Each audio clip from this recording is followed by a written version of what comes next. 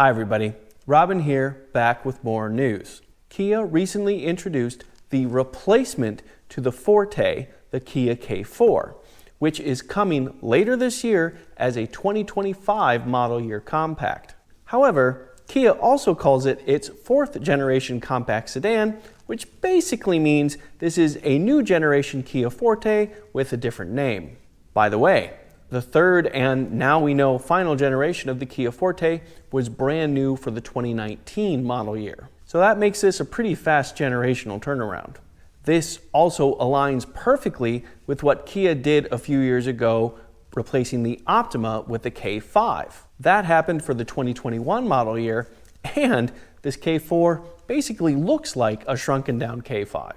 It's easiest to see when you look at the car in profile, whereas the Forte had, pretty traditional sedan shape. The K4, just like the K5, has a long sloping fastback kind of look, with the rear windshield coming all the way down until just inches before the body drops to the taillights. And it's executed well. While the Forte looked perfectly pleasant, this K4 is definitely a step up in styling. It is also bigger.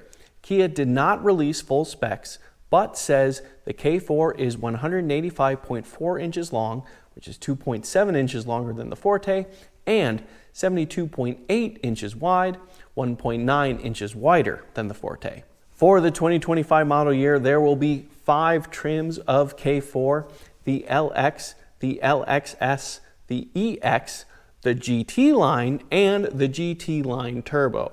That is similar to, but not the same as, the Forte lineup for 2024. However, there's one very noticeable difference. The top trim of Forte was the GT line manual. There's no manual option here.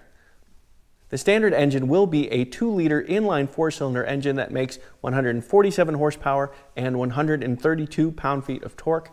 That will be paired to a continuously variable transmission before it takes power to the front wheels.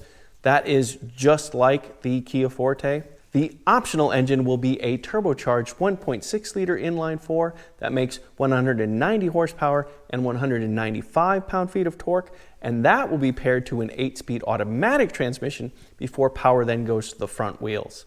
That is similar, but not the same as the Forte. The Forte's turbo engine was actually rated a little bit higher and had a 7-speed dual-clutch transmission. This, in real-world terms, I imagine will feel very, very similar. And I do think the 8-speed automatic will be noticeably smoother than the 7-speed dual-clutch transmission. Kia did not yet release fuel economy information for the K4, but I expect it to basically match the Forte, as the base powertrain is the exact same and the optional powertrain is very similar, even though the transmission is different. So you might see a shift of 1 mpg here or there, but otherwise it'll be the same. I'll go ahead and put the Forte's fuel economy up on the screen so you can see that. Inside, you will see 3 screens as standard equipment, which Kia calls integrated digital instrumentation. It spans nearly 30 inches across and is made up of a 12.3-inch instrument cluster, a 5-inch climate display, and a second 12.3-inch screen for the center display. The K4 also gets standard wireless Apple CarPlay and Android Auto. Optional equipment includes heated and ventilated front seats. One curiosity about the K4, it appears that Kia will offer 2 different rear suspensions. While Kia didn't say it, I do presume that it will be struts up front, just like in the Forte. But in back, for the GT line and the GT line Turbo, Kia says that there will be a multi-link rear suspension, which is almost always an independent suspension geometry. The Kia Forte used a torsion beam suspension geometry for the rear across its lineup. That is a very space-efficient but solid rear axle setup. So if this new multi-link suspension is indeed an independent one, that would definitely be an upgrade in terms of vehicle dynamics for the GT line and GT line Turbo. Something to keep an eye on. Kia did include tons of driving aids, of course. For example, the K4 will have standard adaptive cruise control, which Kia calls Smart Cruise Control, and it will also have speed limit assist and lane keeping assist. And the top trim GT line Turbo will get even more driving aids. Lovely. Expect the 2025 Kia K4 to arrive at dealerships sometime later this year. Kia said second half of the year, which I presume means something like late summer, early fall. And Kia will tell us more about the K4, like pricing, as we get closer to that arrival date.